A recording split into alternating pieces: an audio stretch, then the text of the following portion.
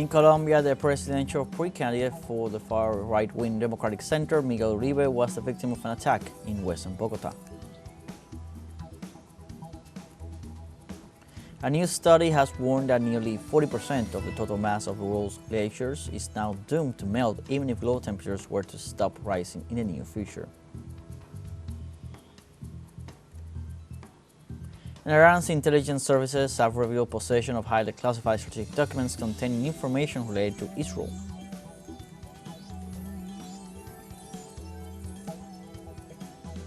Hello, welcome from the South. I'm Luis Alberto Matos from the teleSUR studios in Havana, Cuba. We begin with the news. Stay with us.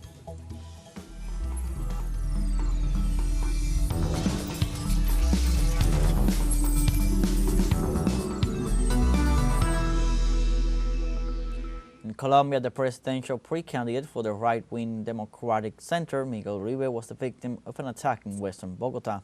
According to local media, Uribe was in the Modelia neighborhood when he was attacked with a firearm from behind. Uribe's bodyguards reacted and a shooting ensued in which one person was wounded.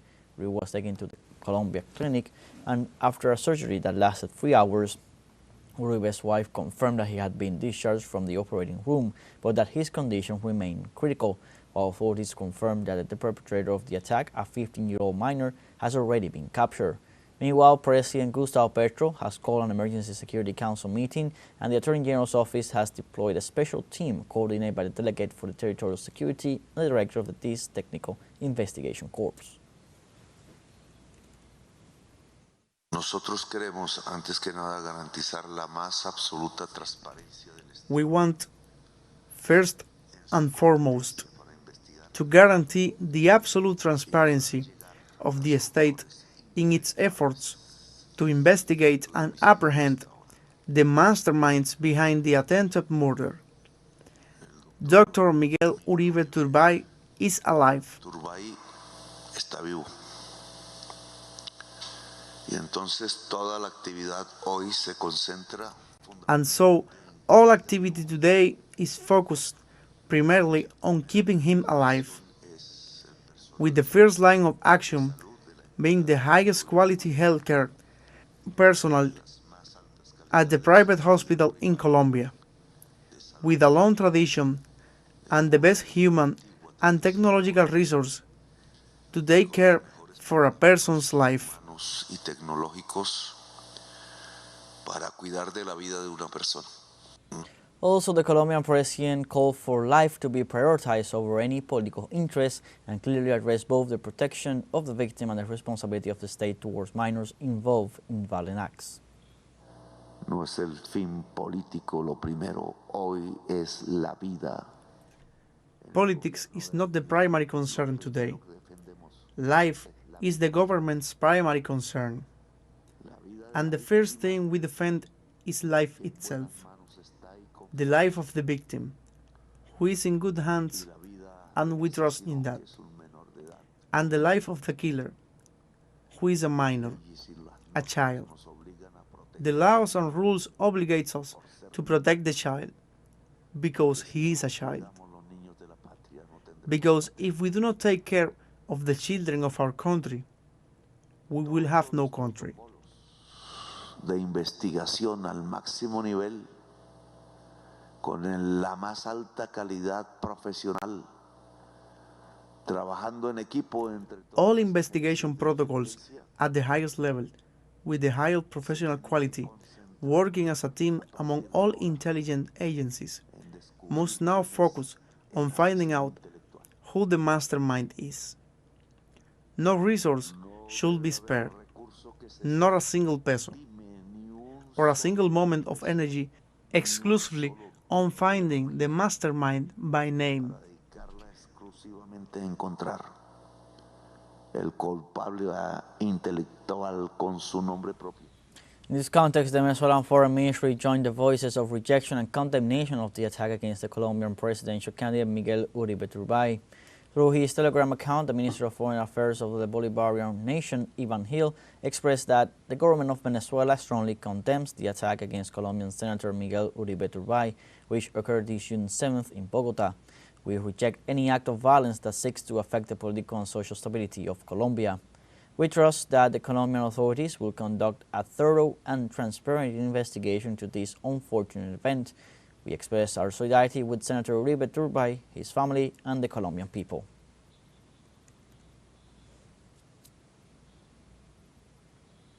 And this Saturday, the Great Patriotic Pole of Venezuela held popular assemblies in communities throughout the country so that militants could nominate their candidates for the municipal elections on July 27th. Our correspondent Chada Fo has more details in the following report. 24 horas para movilizar a la militancia de base del Gran Polo Patriótico. 24 hours to mobilize the grassroots members of the Great Patriotic Pole and submit their nominations for councillors and mayor. Throughout Venezuela, the challenge was great for community leaders, and in Caracas, it was made even greater by the rainy weather that day. But in the Primero de Mayo community in the Liberador municipality, the residents were prepared and responded to the call. All communities are equal. All communities are ready and willing. We are defending the revolutionary process with all our strength, preserving peace in our country, of course, and giving the people who are the protagonists of all this a voice. En asambleas, los habitantes de cada consejo At assemblies, the residents of each communal council freely propose their candidates with no limit on the number of nominations, until everyone feels that the list is satisfactory. Most of the names suggested for councillors are people from the community itself, who have distinguished themselves for their dedication and commitment to the people. The ones I appoint are people from the community who have fought hard in the revolution, and we choose them because they have helped the community a lot. Real politics of walking and knowing what our community needs, just as what street leaders do, is what the territorial leaders and the entire political team do, because we are based on working hard to meet the needs of the people. This popular participation from the very first step of the electoral process, and not just on the election day, is a distinctive feature of Venezuelan democracy inherited from the revolutionary principles. I believe that one of the processes that the Great Patriotic Pole has improved is this one, the nomination process, and that it is the grassroots teams who nominate the candidates, since previously it was let's vote for this person, now we ourselves. The grassroots teams, those of us who come from the territories, nominate the people we believe are suitable to be our candidates at the national level.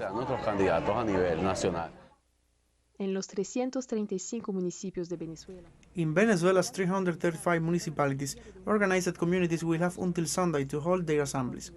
In the coming days, an internal party process will decide from among the nominations submitted who will be the final candidates for the mayor and council elections, scheduled for July 27 of this year.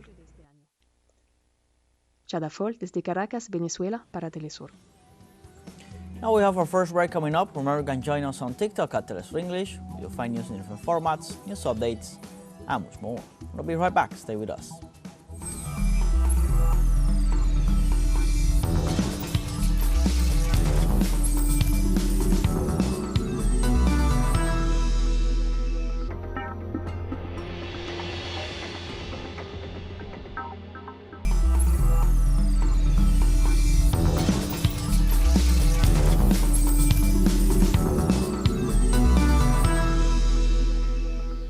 Welcome back.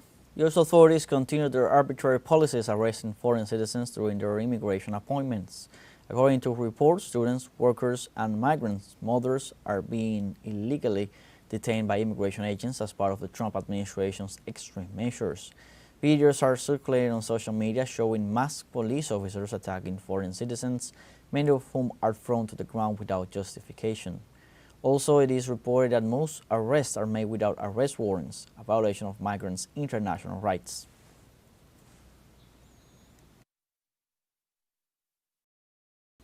And in Italy this weekend, citizens will have the opportunity to change fundamental laws relating to foreign citizenship and labor rights when they go to the polls for a referendum.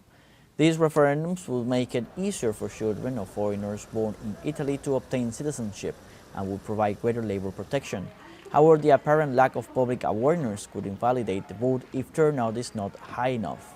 Supporters of the referendum argue that this reform would bring Italian citizenship law into line with that of many other European countries, promoting greater social integration of long-term residents. The new rules, if approved, could affect some 2.5 million foreign citizens who are still struggling to be recognized as citizens.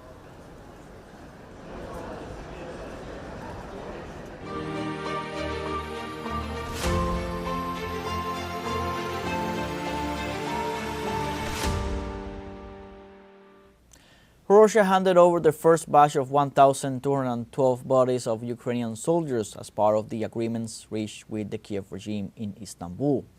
On Sunday, trains carrying the bodies of soldiers began moving toward the border with Ukraine to begin the repatriation process. Russia's negotiating team representative Alexander Sorin said that some of the Ukrainian soldiers in this first batch have already been identified and that they all keep working to return the more than 6,000 bodies recovered in the Special Operations Zone. Sorin emphasized that Russia is fully committed to fulfilling this humanitarian action.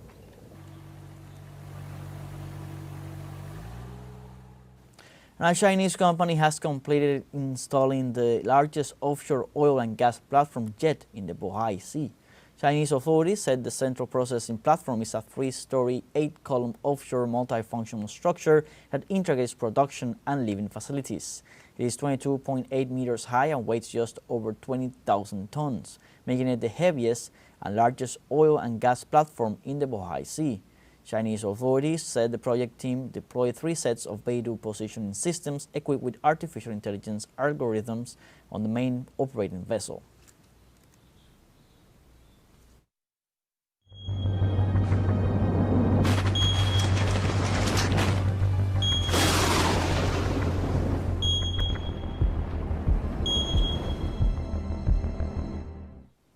A new study has warned that nearly 40% of the total mass of the world's glaciers are now doomed to melt, even if global temperatures were to stop rising in the near future. Researchers estimate that these ice caps could lose 39% of their mass compared to 2020 levels, a trend that is already irreversible, contributing to an increase of 113 millimeters in global sea level. An article published in the journal Science noted that the loss increases to 76% if the world continues with its current climate policies. In 2015, almost the entire international community pledged to work together in the Paris Agreement to keep global warming below 2.0 degrees Celsius above pre-industrial levels, and although the study offered a far from encouraging prognosis for the world's glaciers, its authors assured that they intend to offer a message of hope.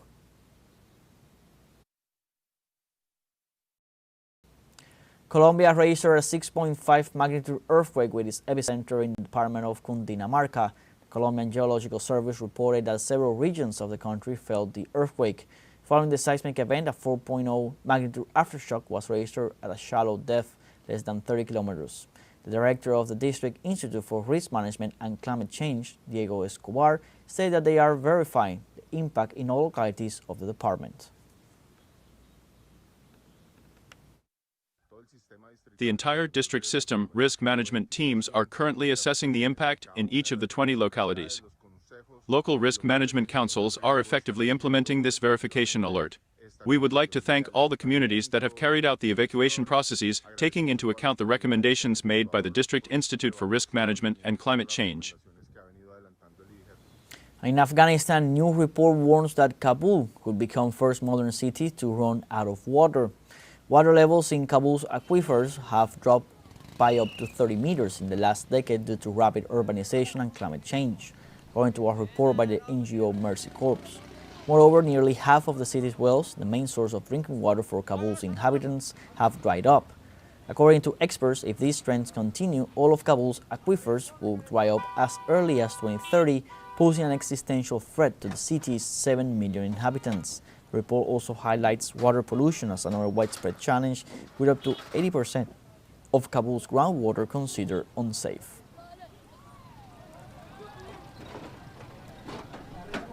We have a second short break coming up before we invite you to visit our Facebook page at teleSUR English. There you'll be able to watch our top stories, special live coverage, and much more. Follow our page and activate the notification button to stay up to date on the world's most recent events. A final break and go away.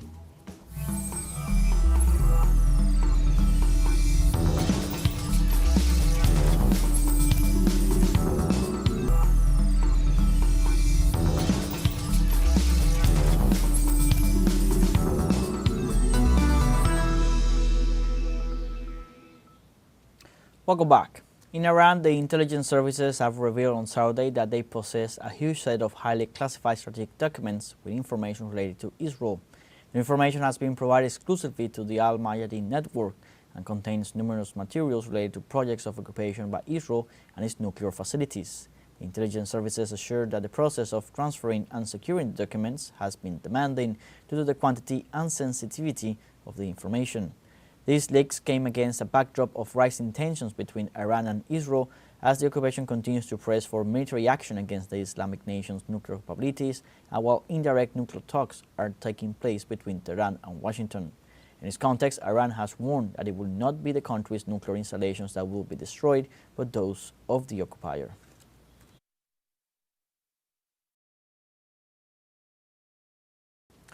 And in 30 years, 70% of the world's chimpanzees have been lost. The primate closest to human is now listed on the red list of threatened species, amid a new campaign to destroy its habitats in Cajusipyaga as a result of poverty and the inability to protect the rainforest. Este es el santuario de Luiro, situado junto a la llamada zona turística. This is the Luero Sanctuary located next to the tourist area of Cajusipyaga National Park. It is a refuge for 130 chimpanzees and animals of up to 14 species that need to recover their natural habitat to preserve their genetic diversity. Mining, war, and combat torment them. The laws do not protect them because they are not enforced. The place where they lived is being silently destroyed. Está siendo silenciosamente destruido.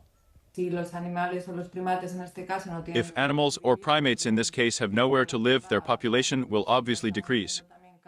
We are already seeing cases where even genetically these populations are not viable because problems of inbreeding are beginning to arise, and that is why the connectivity of these small forests that we are leaving behind is so important.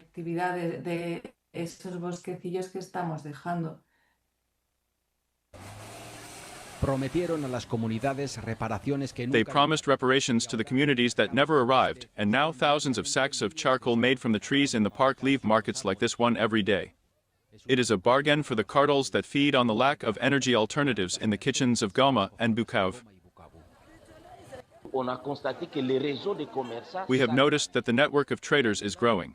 There are now tons and tons of bags of coal being transported from Bukavu to Goma, and this UNESCO World Heritage Site is at risk of disappearing.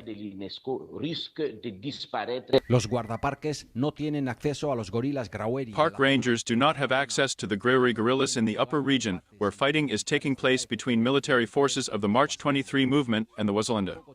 They also have no access to the chimpanzees that live in sectors of the lower area where there are armed groups' minds and realities that impose themselves in the shadow of the law. It takes a little effort to stay hopeful and positive, but I also believe that if it weren't for us conservationists, things would be worse.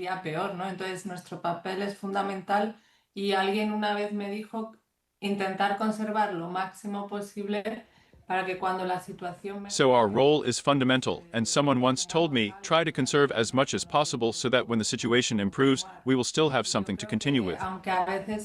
Pues eso, la esperanza te falla un poco, pero que nuestro trabajo sigue siendo muy importante. It is a species that symbolically resembles us so much.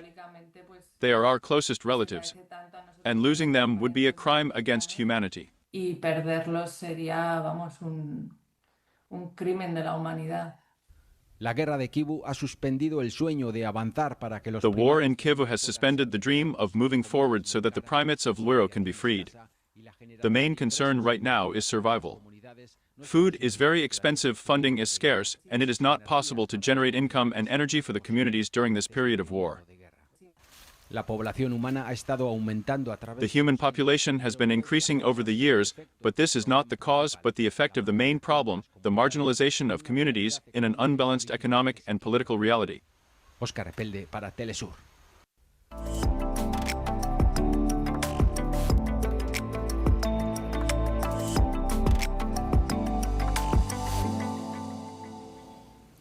In the United Kingdom, an immersive theater show that addresses global disinformation is being presented. Let's see more.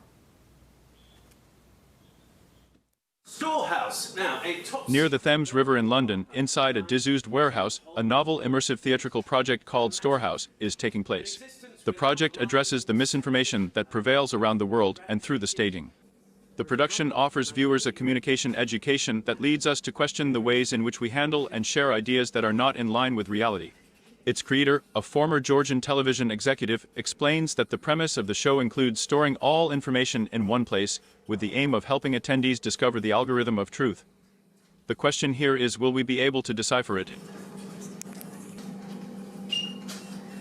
We are trying to tackle the issue of mis and disinformation, and in order to do that, we decided to create this world, fictional world, which allows us to explore how information cycle works, how we share information, what we perceive as truthful information, why we share the way we do. Storehouse promises to immerse the audience in an interactive and, at the same time, spooky experience inside this abandoned warehouse that houses an archive of old media. Once visitors are inside its walls, they will be drawn into a world of half-truths alongside various alliances that will begin the battle to control and shape the real truth. The producers point out that every element is designed to shape our vision, and that every encounter could reveal a secret or a lie. One of our founders, Dolly Guha.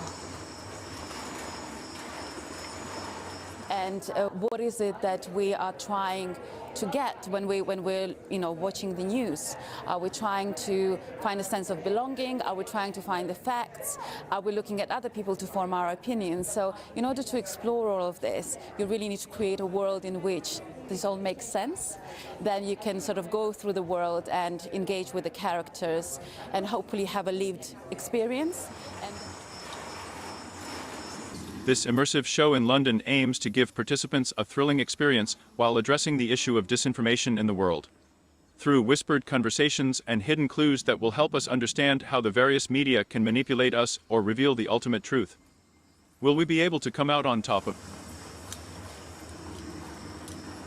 This is the Culture and Social Sciences online news section.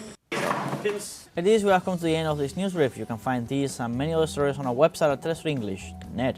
Join us on social media, Facebook, X, Instagram, Telegram, and TikTok. For Telesur English, I'm Luis Alberto Matos. Thank you for watching.